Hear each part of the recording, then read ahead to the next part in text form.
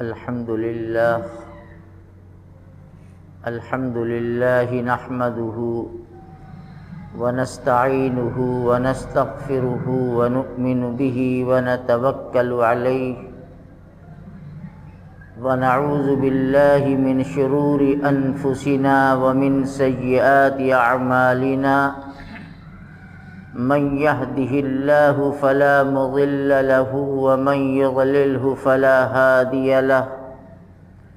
ونشهد أن لا إله إلا الله وحده لا شريك له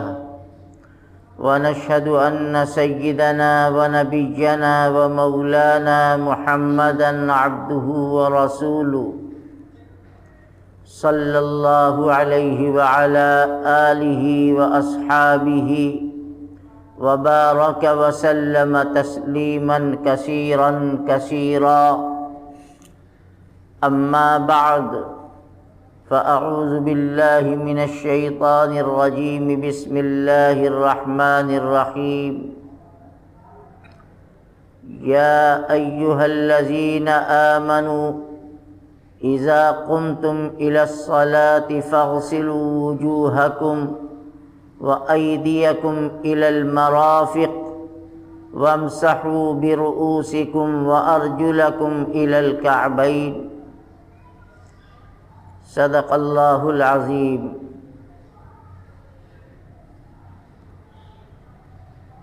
بزرگوں اور بھائیوں، اسلام میں پاکی اور طہارت کی بڑی اہمیت ہے۔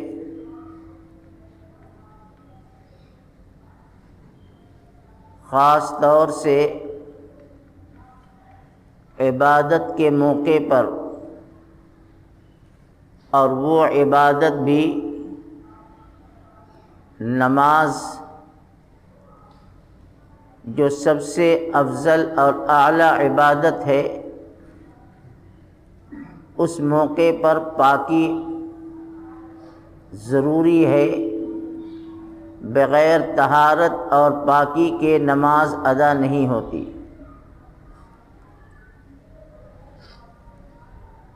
پاکی حاصل کرنا ایک اس کا طریقہ ہے کہ ہم وضو کر لیں۔ نماز کے لیے وضو شرط ہے، بغیر وضو کے نماز نہیں ہوتی۔ یہ تو ہر مسلمان جانتا ہے کہ بغیر وضو کے نماز نہیں ہے، لیکن وضو میں کیا فرائض ہیں اور وضو میں کون سی چیزیں سنت اور مستحب ہیں، اس کا جاننا بھی بڑا ضروری ہے۔ قرآن پاک میں اللہ جل شانہ نے ارشاد فرمایا، یا ایھا الذین آمنوا اذا قمتم الی الصلاۃ، اے ایمان والو، جب تم نماز کے لیے کھڑے ہو، یعنی جب نماز پڑھنے کا ارادہ ہو تو تم وضو کر لیا کرو۔ وضو میں 4 فرض ہے جس کو اللہ تعالیٰ نے بیان فرمایا ہے۔ فرمایا فاغسلوا وجوہکم، جب نماز پڑھنے کا ارادہ ہو تو سب سے پہلے اپنے چہرے کو دھل لیا کرو۔ چہرہ انسان کے جسم کا سب سے نمایاں حصہ ہے۔ چہرہ کتنا دھلا جائے کہ ہمارا فرض ادا ہو جائے، اس کی تشریح حدیث پاک میں اور فقہاء کرام نے بیان فرمائی ہے۔ چہرے کی حد سر کے بال کے اگنے کی جگہ سے لے کر ٹھڈی کے نیچے تک، جہاں داڑھی ہوتی ہے، اور چوڑائی میں ایک کان سے لے کر دوسرے کان تک، یعنی یہ پورا حصہ بال کے اگنے کی جگہ سے لے کر نیچے تک اور ایک کان سے لے کر دوسرے کان تک، اس کو چہرہ کہا گیا ہے۔ اور وضو میں اس پورے حصے کا دھلنا ضروری ہے۔ اگر اس میں ذرہ برابر بھی کوتاہی اور کمی رہے گی تو ہمارا وضو صحیح نہیں ہوگا، اور جب وضو صحیح نہیں ہوگا تو ہماری نماز بھی صحیح نہیں ہوگی۔ وہ لوگ جن کے چہروں پر داڑھی کا نور ہے، ان کے لیے مسئلہ یہ ہے کہ اب چونکہ ان کی ٹھڈی نظر نہیں آتی، اور داڑھی بھی لوگوں کی مختلف طرح کی ہوتی ہے، کچھ وہ ہوتے ہیں جن کی داڑھی بڑی ہلکی ہوتی ہے، کچھ وہ ہیں جن کے بال بڑے گھنے ہوتے ہیں، تو علماء نے اس سلسلے میں بیان فرمایا کہ جن کے چہروں پر داڑھی ہے اور داڑھی کے بال بڑے گھنے ہیں، تو اپنے داڑھی کی جڑ تک بال کو تر کرنا ضروری ہے۔ چہرے کو دھل لیا، پھر پانی لے کر اپنے داڑھی کے اندر لگا کر کے انگلیوں سے خلال کر لیا جائے تو پانی جڑ تک پہنچ جاتا ہے۔ اور یہ عمل ضروری ہے۔ اگر سرسری طریقے سے ہم نے چہرے پر جلدی جلدی پانی ڈالا اور ہمارے داڑھی کے بال میں خشکی باقی رہ گئی، وضو نہیں ہوگا، بلکہ پانی کو چلو میں لے کر ہر طرف سے تر کیا جائے اور انگلی کے ذریعے آگے اور پیچھے سے خلال بھی کر لیا جائے تاکہ پانی جڑ تک اچھی طرح سے پہنچ جائے۔ تو فرمایا کہ وضو کے اندر سب سے پہلا فرض یہ ہے کہ فَاغْسِلُوا وُجُوهَكُمْ، تم اپنے چہرے کو دھل لیا کرو۔ دوسرا فرض بیان فرمایا وَأَيْدِيَكُمْ إِلَى الْمَرَافِقِ، اور اپنے دونوں ہاتھ کو کہنیوں سمیت، یعنی کہنی جہاں سے ہاتھ مڑتے ہیں یہ حصہ داخل ہے۔ یہاں پر ایک بات سمجھیے توجہ کے ساتھ، ہم وضو کرتے ہیں اور وضو ہو بھی جاتا ہے، اس میں کوئی وہ نہیں ہے، لیکن وضو ہو اور سنت کے مطابق ہو، یہ بڑی اہم چیز ہے کہ جب ہم ایک عبادت کر رہے ہیں، اس لیے کہ وضو بھی ایک عبادت ہے، تو ہماری کوشش یہ ہو کہ ہم اپنے وضو کو سنت طریقے پر کریں۔ عام طور سے یہ دیکھا جاتا ہے کہ لوگ وضو خانے پر بیٹھ کر یا گھروں میں ٹوٹی کے نیچے وضو کرتے ہیں اور اپنے ہاتھ کو ادھر سے دھل کر ادھر دھل لیتے ہیں، یہ ڈالا اور یوں مل کر کے کہنیوں سے یہاں ہاتھ دھل لیا، ٹھیک ہے وضو ہو گیا آپ کا، لیکن خلاف سنت ہوا۔ اس کا طریقہ یہ ہے کہ اس موسم میں، خاص طور سے سردی کے موسم میں، جب کہ جسم میں خشکی رہتی ہے، اگر سرسری پانی گزار دیا جائے تو پورا حصہ تر نہیں ہوگا خشکی کی بنیاد پر، اس لیے پہلے پانی لے اور تر ہاتھ کو اچھی طرح سے پھیر لیا جائے، تری آ جائے،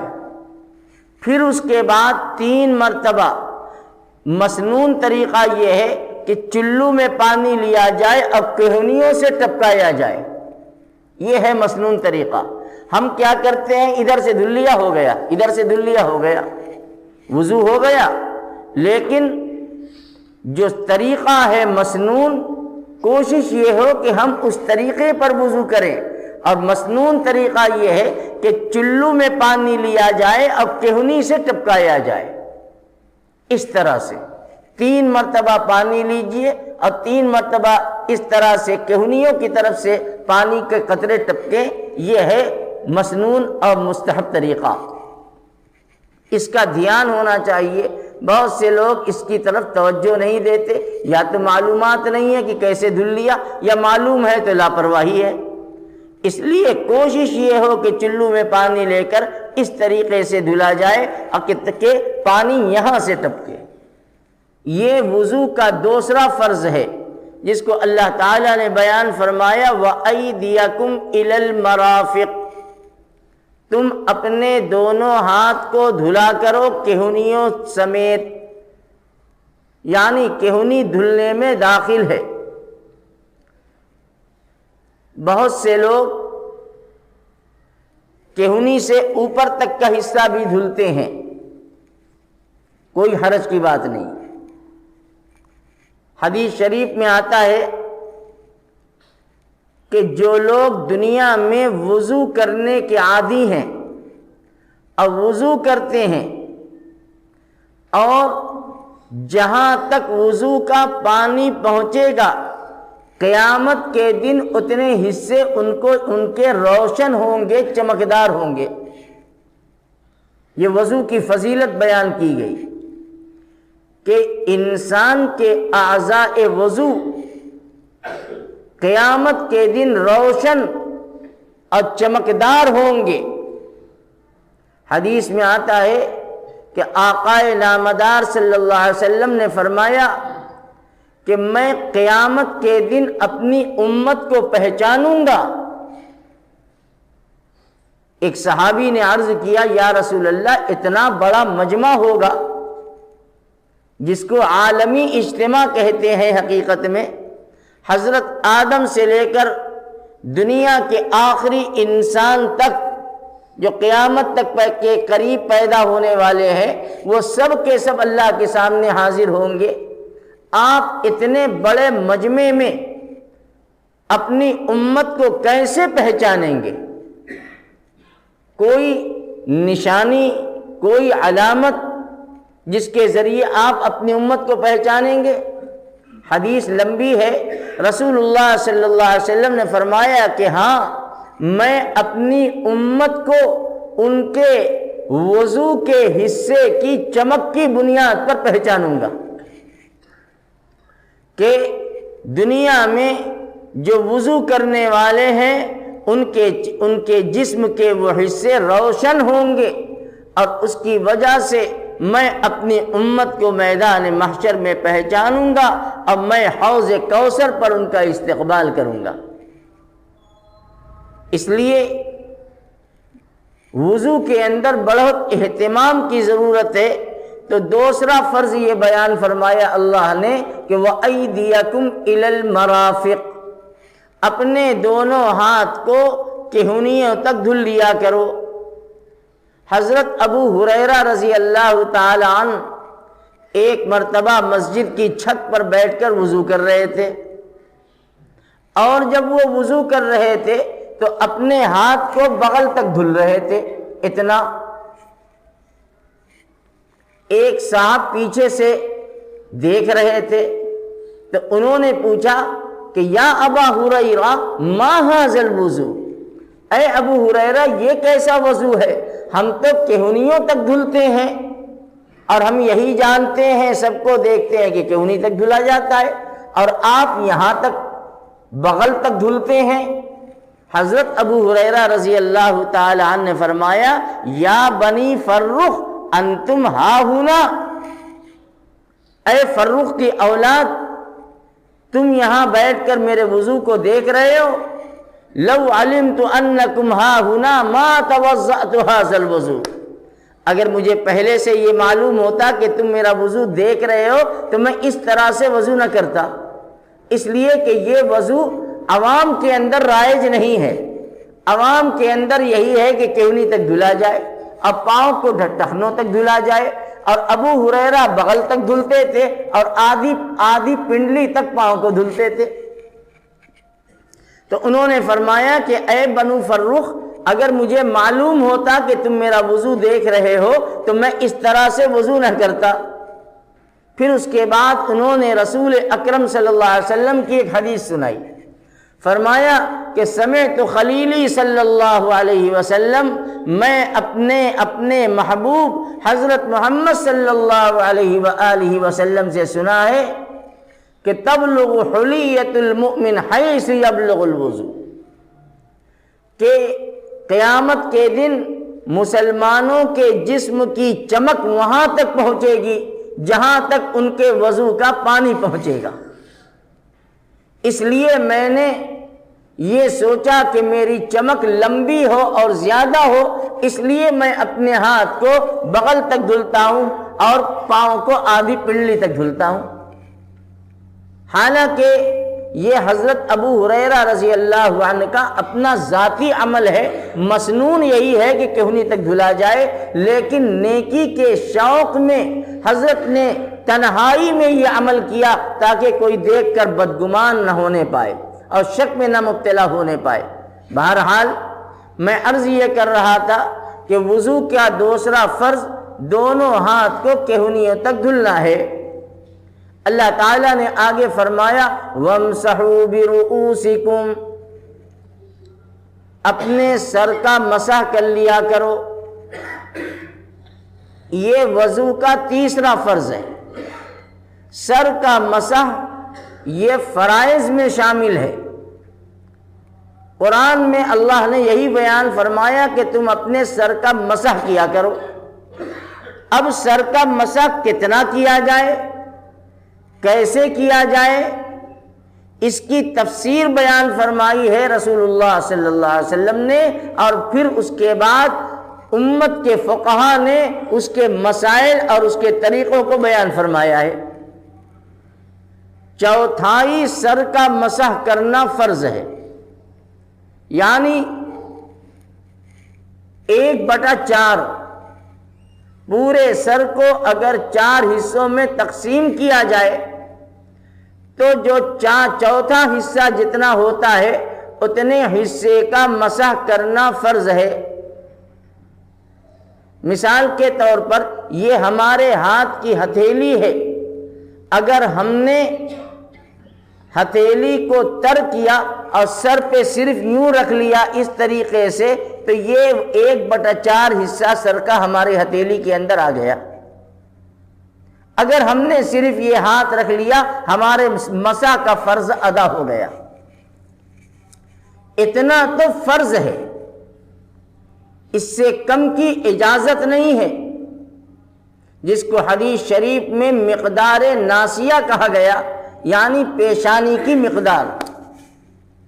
اور علماء نے اس کی تشریح میں فرمایا کہ ایک ہاتھ کی ہتھیلی کے برابر یوں اگر تر کر کے رکھ لیا جائے تو مسح کا فرض ادا ہو جائے گا۔ لیکن سنت یہ ہے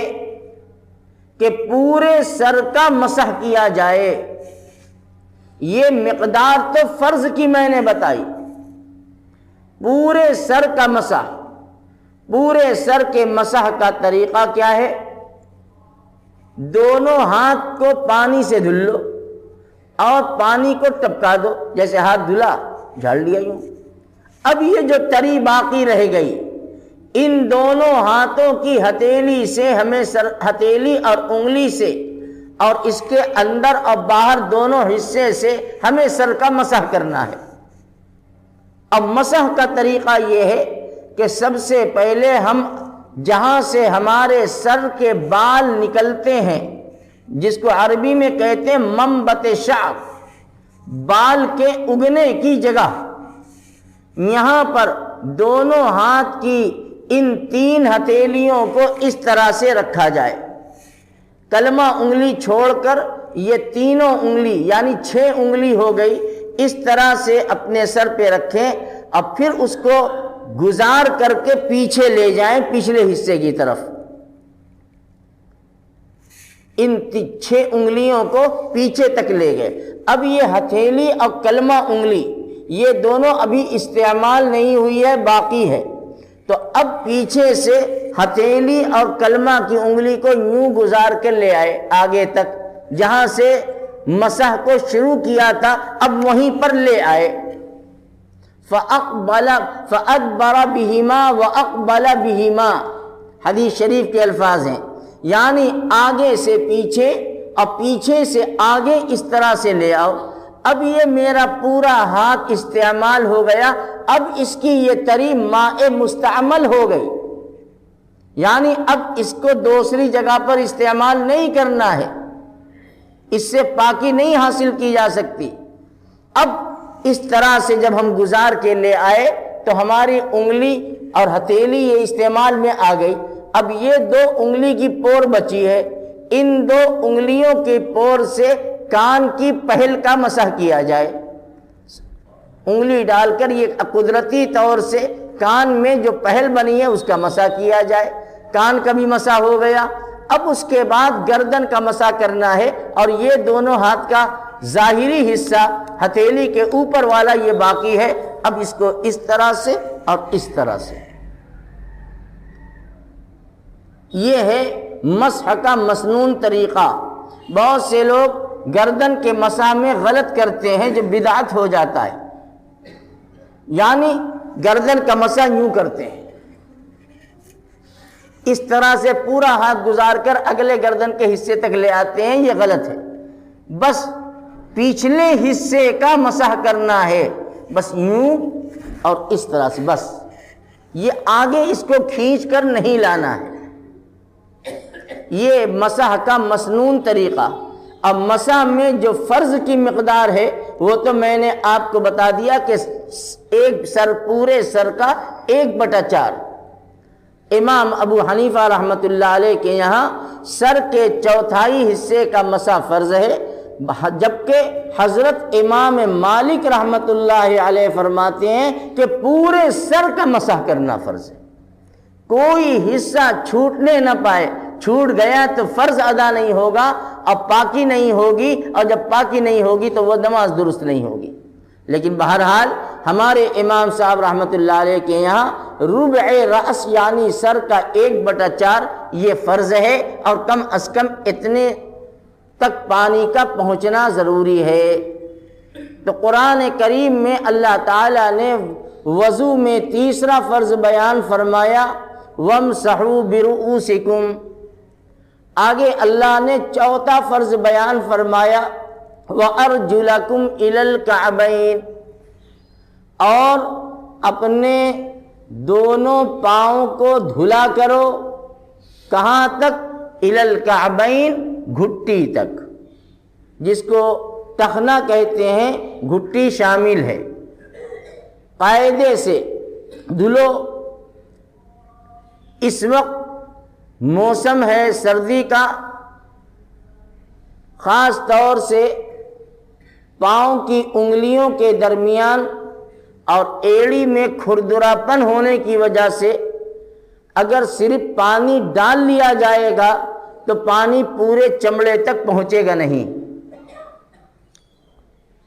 اس لیے خاص طور سے اس موسم میں پاؤں کے دھلنے میں بڑے اہتمام کی ضرورت ہے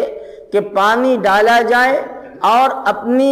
بائیں انگلی، ہاتھ کی بائیں انگلی سے خلال کیا جائے انگلیوں کے درمیان، اور ایڑی کو اچھی طرح سے رگڑا جائے، اس لیے کہ بہت سے لوگ ایسے ہیں جن کی اسکن یعنی چمڑے میں کھردرا پن ہوتا ہے، اور خاص طور سے سردی کے موسم میں ایڑیوں میں پھٹن پیدا ہو جاتی ہے، اور صرف پانی کے گزار لینے سے مکمل طریقے پر پانی اندر نہیں پہنچے گا اور بھیگے گا نہیں، اس لیے خلال کرنا اور اپنی ایڑی کو اچھی طرح سے رگڑنا یا ہاتھ سے ملنا، مل کر اہتمام سے دھلنے کی ضرورت ہے۔ حضور اکرم صلی اللہ تعالی علیہ وسلم ایک جہاد سے واپس آ رہے تھے، سفر میں تھے، عصر کی نماز کا وقت ہو گیا اور بالکل آخر ہو گیا، سفر میں تھے، موقع نہیں ملا یا پانی نہیں ملا، تو صحابہ بھی ساتھ میں تھے، وہ جلدی جلدی اپنی سواری سے اترے اور جلدی سے وضو کیا تاکہ نماز عصر پڑھ لے، سورج ڈوب نہ جائے۔ چنانچہ وہ لوگ جلدی جلدی وضو کر رہے تھے اور اپنے پاؤں کو اہتمام کے ساتھ دھل نہیں پا رہے تھے، اور ان کے پاؤں کی ایڑی کے کچھ حصے میں خشکی باقی رہ گئی، لم یصبہ الماء، جہاں پانی نہیں پہنچا۔ حضور پاک صلی اللہ تعالی علیہ وسلم کے پاس کوئی صحابی نے آ کر یہ اطلاع دی کہ یا رسول اللہ، لوگ اس طرح سے وضو کر رہے ہیں کہ ان کے پاؤں کی ایڑیوں میں کچھ حصے پر خشکی باقی ہے، پانی نہیں پہنچا۔ آپ علیہ السلام نے فرمایا کہ جاؤ اور اعلان کر دو، ویل للعقاب من النار، ہلاکت اور تباہی ہے ایسی ایڑیوں کے لیے جہنم کی۔ یعنی جو لوگ اپنے پاؤں کو اچھی طرح دھلتے نہیں، پانی کو